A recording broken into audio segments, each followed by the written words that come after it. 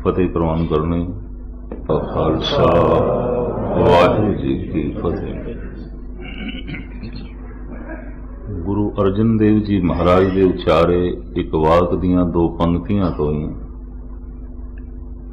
मैं अज दे साके उन्हां दी कुछ जीवन झांकी तुझ बुद्धि अनुसार आप जी के सामने रखने की कोशिश करांगा। शब्द ए गुरु अर्जन देव जी महाराज का परशियन दे च फारसी दे च खाक नूर करदन आलम दुनियाए आसमान जिमी दरख्त आब पैदाइश खुदाए बंदे चशम दीदन फनाए। धन गुरु अर्जन देव जी महाराज का यह वाक फारसी दे जो गुरु ग्रंथ साहब जी महाराज दे दर्ज है। साहिब कहते उस परिपूर्ण परमात्मा ने सारी कायनात समूह ब्रह्मंड खाक ते नूर दे नाल जोड़े है।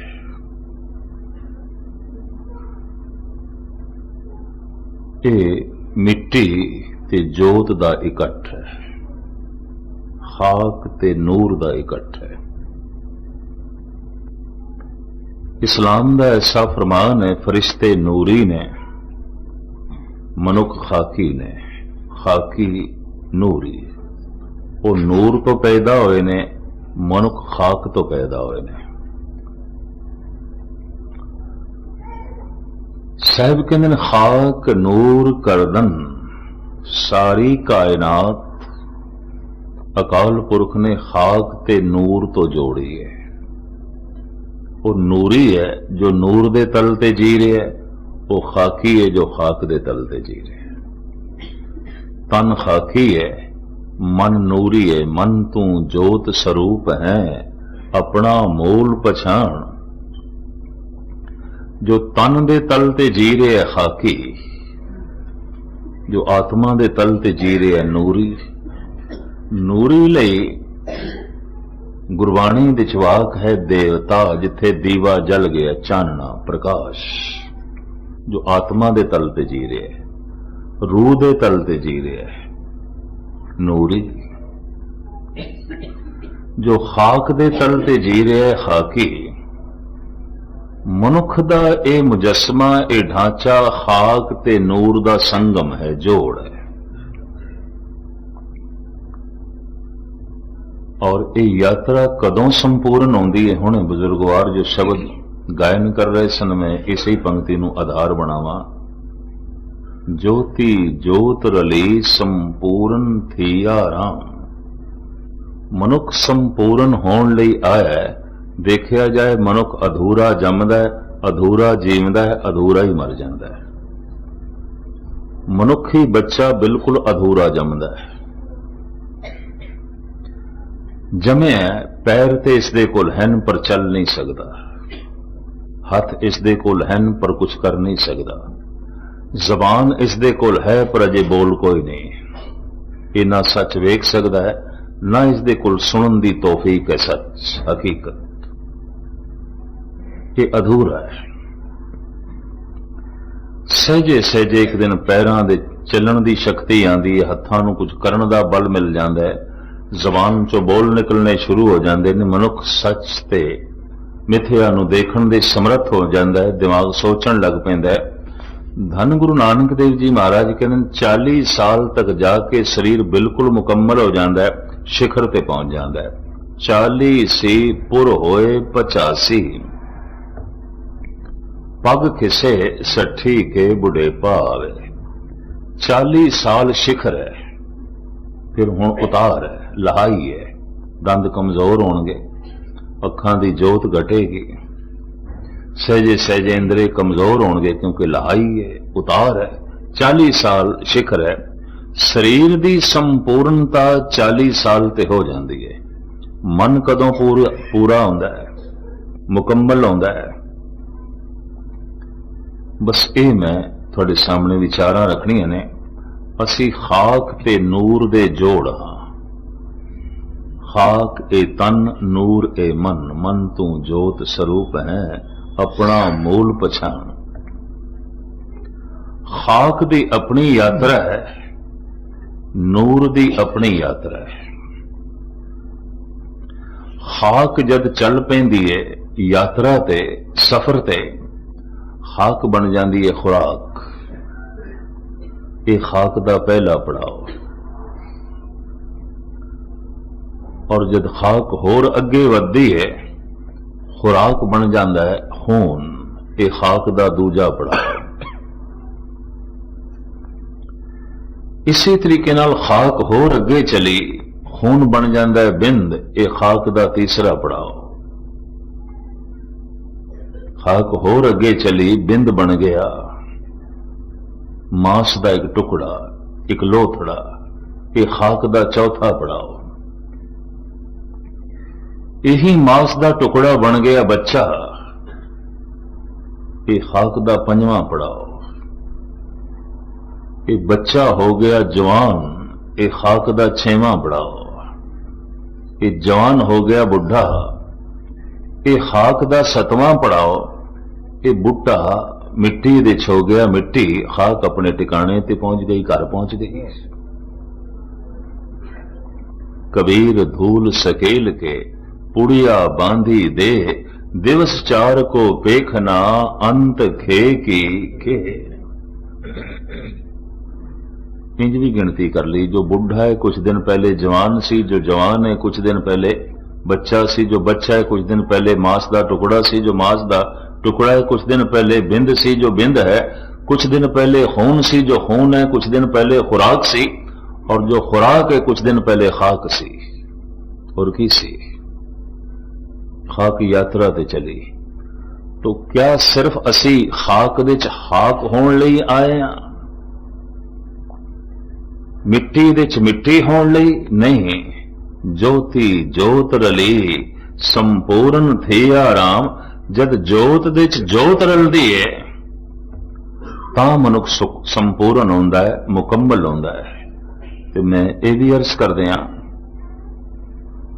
ये जब कोई मर जाए तो असी कहने फलाना पूरा हो गया है। नहीं, पूरा मनुख उदों होंदा है जद जोत दे च जोत लीन होंदी है। ज्योति जोत रली संपूर्ण थी आराम।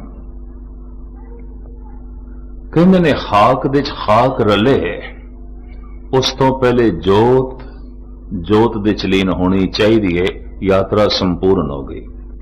तन शमशान घाट तक पहुंचे, उस तो पहले मन भगवान दे घाट ते पहुंचे। तां यात्रा सफल है। इसे में महाराज कहते सफल सफल भई सफल यात्रा, आमन जान रहे मिले साधा। जीवन यात्रा सफल हो गई।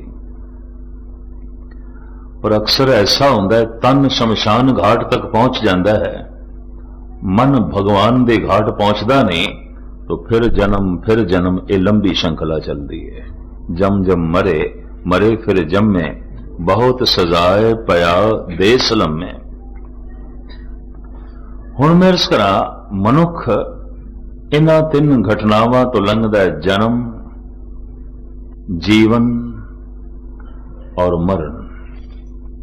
हर एक दा है, हर एक इन्हां तीन पड़ावां तो जो है लंघदे ने। जन्म, जीवन, मरण। संसार दा इतिहास पढ़िए ते कईयां दे जन्म दी चर्चा है, और उन्हां दे जन्म ने संसार ते बड़ा भारी प्रभाव पाया है। इतिहासकारां ने उन्हां दा जन्म संभाल के रखे है। जन्मदिन कईयां दा जन्म ते कोई खास नहीं सी, कोई जगत दे नवा संदेश नहीं दे सकिया, कोई हलचल नहीं पैदा कर सकिया। पर अगां चल के कुछ जीवन ऐसा सी कि इतिहासकारां नूं मजबूरन उन्हां दी जीवन कथा लिखनी पई। कुछ ऐसे ने जन्म भी कुछ नहीं, जीवन भी कुछ नहीं, पर मौत इतनी महान सी, और मौत करके ऐसी क्रांति हुई कि इतिहासकारां नूं, तवारीखदानां नूं उस पुरुष दी मौत संभाल के रखनी पई। उसकी मौत का चर्चा होया। किसी दी जन्म कथा, किसी दी जीवन कथा, किसी दी मरण कथा। संसार के इतिहास दे च एक ऐसा व्यक्ति है जिहदा जन्म भी छाप छोड़ता है, जीवन भी छाप छोड़ता है, मरण भी छाप छोड़ता है। इस महान हस्ती का नाम है धन गुरु अर्जन देव जी। भट्ट कहते ने, हे गुरु अर्जन देव जी, तैं जन मत गुरमत ब्रह्म पछाणियो। तुसी ते जमदियां ही ब्रह्म ज्ञानी, तुसी ते अख खोली परमात्मा दी गोद। थोड़ी जबान चो जो बोल निकले हो ते रब्बी बोल ज्ञान। थोड़े दिमाग ने जो सोचिया परमात्मा नु सोचिया। तैं जनमत गुरमत ब्रह्म पछाणियो। इतिहास कहता है आप सिर्फ 1 साल दे सन, गोविंदवाल दी गल, ते गुरु अमरदास जी महाराज दे सिंघासन ते चढ़न दी कोशिश पे करन। माता भानी जी भजे होया है, उन्होंने चुक लिया, आख्या नहीं ये गुरु दा सिंघासन है, इस ते नहीं बैठीदा, इस ते नहीं चढ़ीदा, ये सतगुरु दा तख्त है, इस ते चढ़न दी कोशिश नहीं करीदी। थोड़ा जिहा सख्त लहजे माता भानी ने बालक गुरु अर्जन देव जी को आख्या। इतने च गुरु अमरदास जी आ गए। उन्होंने भानी दी गोद दे चों इस बच्चे नू ले लिया और मुखार बिन तो फरमान कीता, दोहता बाणी का बोहता। सिंघासन ते बिठा के आख्या ते बाणी दा जहाज है, इहदे बोलां नाल ते संसार पार होवेगा। जे ये तख्त ते नहीं बैठ सकता तो होर कौन बैठेगा? ये ते धुर दरगाहों बैठे होया है, ये ते अकाल पुरख ने बिठाया है। तैं जनमत गुरमत ब्रह्म पछाणियो। तुसी जमदियां ही ब्रह्म ज्ञानी। जन्म ने छाप छोड़ी, जीवन आपने धन गुरु ग्रंथ साहब जी महाराज की संपादना की थी। रामदास सरोवर विच हरिमंदिर साहब का सुंदर नमूना तैयार किया। आप सुन के हैरान हो गए। गुरु अर्जन देव जी महाराज चित्रकार भी सन, आर्टिस्ट सन। हरिमंदिर साहब का नक्शा उन्होंने खुद बनाया। आप महान संगीतकार, बड़ियां बिखड़ियां बिखड़ियां पड़तालां भी लिखियां ने आपने। प्राचीन रागी सिंह गांदे रहने, हुण भी कई गांदे ने। महान कवि, महान चित्रकार और फिर महान संगीतकार, महान दार्शनिक, महान चिंतक, महान संत, महान फिलसफी, फिर महान शहीद आजम। अनेका खूबियां दे मालिक धन गुरु अर्जन देव जी महाराज, आप जी दी मौत ने भी अगम्मी छाप छोड़ी। मौत क्यों हुई, किस तरह हुई? कोई बीमारी च मरदा है, कोई हादसे च मरदा है, कोई उम्र हंडा के मरदा है, पर किसी दी मौत शहादत होंदी है। शहादत कहते ने गवाही नूं। हिंदुस्तान दे ते अज भी कहते भाई शहादत किस दी देनी है, भाई गवाही किस दी देनी है। अदालतां दे अज भी लफ्ज़ शहादत है। शहादत गवाही, शहीद जो गवाही देंदा है। शहादत गवाही, शहीद जो गवाही देंदा है। वास्तविक शहीद का दर्जा इतना क्यों उच्चा हो गया? क्या शहादत देनी कोई बहुत वड्डी गल है? हाँ, सच दे हक दे शहादत देनी, सच दे पक्ष दे खड़ा हो जाना। और गवाही देन लगे जे जान भी जाती है तो जावे, सच दे पक्ष दे खड़ा रह जाए, बस उसनूं कहंदे ने शहीद। उसकी मौत अमर संदेश बन जाती है। धन गुरु अर्जन देव जी महाराज, आप दी तर्ज जिंदगी, आप दा जीवन ऐसा सी कि करीबन करीबन हिंदू मुस्लिम और आले दुआले दे सब आप दे पैरोकार, साईं मियां मीर जैसे भी आप दे पैरोकार। एक पीर साईं कुछ दिन तो कथा सुनने लिए आ रहे ने, बैठे ने पिछे 100 साल आंदे रहे, इसे शौक करके इत्थे भी आ गए। एक सांझा घर है, ये मुस्लिम ने और कुरान शरीफ काफी इन्हों याद है, तलावत करते ने, अपने ढंग नाल इबादत करते ने। कहते सन गुरु नानक दी बाणी प्यारी लगती है, सुनन लई जी करदा है। खैर मुख्तसर मैं अर्ज करा, उदों साईं मियां मीर दा भी जी कर उठिया सी। गुरु अर्जन देव जी दे दर्शन करने ने, गुरु अर्जन देव जी दे बोल सुनने ने, उन्हां दे बचन सुनने ने। और गुरु अर्जन देव जी महाराज ने भी कितना सम्मान दिता कि हरिमंदिर साहब दी नींह साईं मियां मीर रखणगे। सांझा घर, लेकिन फिर आप दे नाल ये दुखांत घटना किवें घटी। मैं अर्ज करां, दो तरह की ताकत आउंदी है, एक बैरूनी एक अंदरूनी। वो जिहड़ी बाहर की ताकत है इनू कहंदे ने सतह, वो जिहड़ी अंदर की ताकत है उन्होंने कहंदे ने सत। सतह प्राप्त होंदी है दूजे नू जित के, सत प्राप्त होंदा है अपने आप नू जित के, अपने मन नू जित के। सतह कदों मिलती है? दूजे नू जितीए, तलवार नाल या वोट नाल, किसी भी ढंग नाल। ते सत किवें प्राप्त होंदा है? अपनी नफस नू जित के, अपने मन नू जित के। जिन्हां ने अपने मन नू जित के सत प्राप्त किया, ऐसे पुरुषां कोल सता नहीं सी। जिन्हां ने दूजियां नू जित के सता प्राप्त की थी, इन्हां कोल सत नहीं सी। तो बड़े लंबे समय तो यह संघर्ष चल रहा है, सत ते सता दा घोल चल रहा है, जंग चल रही है। सताधारियां कोल सत कोई नहीं, सतवादियां दे हत्थां च सता नहीं है। मैं फिर अर्ज करा, बाहर की ताकत नूं कहंदे ने सता राजनीति, अंदर की ताकत नूं कहंदे ने सत धर्म नीति।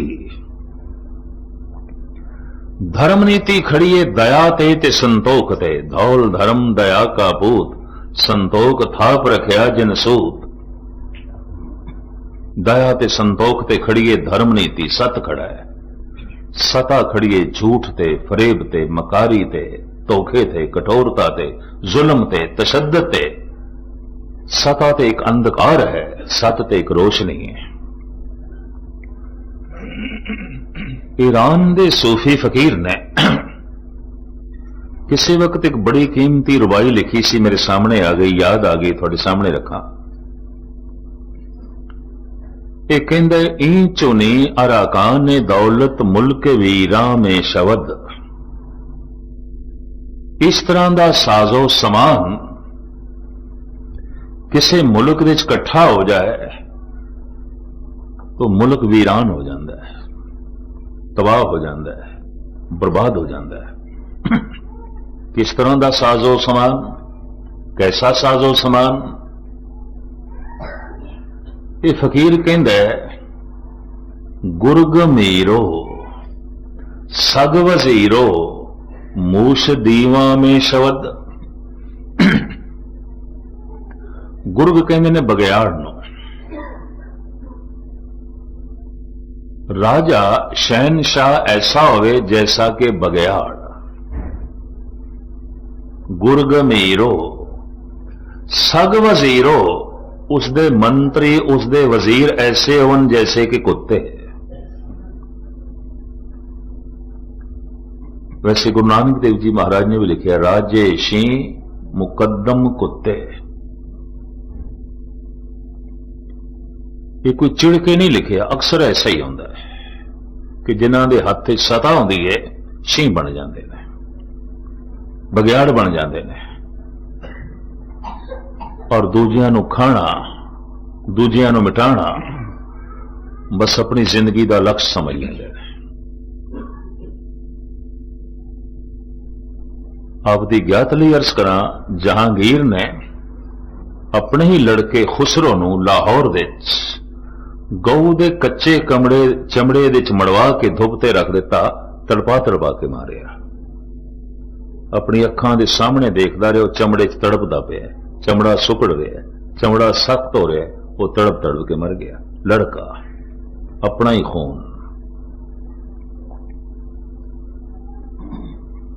खुसरो दा जिहड़ा कसूर सी वो गुरु अर्जन देव जी के सिर ते भी मड़िया गया। खैर मैं बयान करें इस तो पहले अर्ज करा, जिसदे हथ च बाहर ताकत होवे ते अंदर सत ना होवे, रूहानी बल ना होवे, वो जितना कठोर हो जाता है, दुनिया की इतनी होर कोई कठोर चीज नहीं होती। कोई पत्थर इतना सख्त नहीं है, कोई लोहा इतना सख्त नहीं है जितना कि सताधारी का दिल दिमाग सख्त होता है, कठोर होता है, सख्त हो जाता है। संसार का इतिहास भरिया पे है कि दुनिया च कितना खून वगया है इस राजनीति करके, सारी दुनिया। खैर मुख्तसर में अर्ज करा, ये फकीर कहता है, इंचो ने अराकान ने दौलत मुल्के वीरा में शब्द इस तरह का साजो समान जे किसे मुल्क दे जमा हो जाए तो मुल्क वीरान हो जाता है, बर्बाद हो जाता है। किस तरह का साजो समान? गुरग मीरो, मीर कहते ने बादशाह नूं, हुक्मरान नूं, राजे नूं। जिहड़ा मीर है, जिहड़ा बादशाह है, वक्त दा हुक्मरान है, वो ऐसा होवे जैसे कि बगयाड़। सग वजीरो, उदे मंत्री, उदे वजीर ऐसे उन जैसे कि कुत्ते। मूश दीवा में शब्द, मूश कहते ने चूहे नूं। ब्रिज भाषा संस्कृत हिंदी दे च भी मूस कहते ने, मूसा, मूस। पर्शियन दे च भी मूस कहते ने, फारसी दे। मूस दीवा में शब्द, जिहड़ा दीवान है, जो प्रजा दी गल, पब्लिक दी गल राजे तक पहुंचांदा है, वो ऐसा होवे जैसा कि चूहा। क्यों? चूहे तो मुराद की है, कुत्ते तो मुराद समझ आ गई, भगयाड़ तो मुराद समझ आ गई। चूहा हर चीज नूं टुक देंदा है, कीमती तो कीमती चीज नूं भी टुक देंदा है, नाकारा कर देंदा है।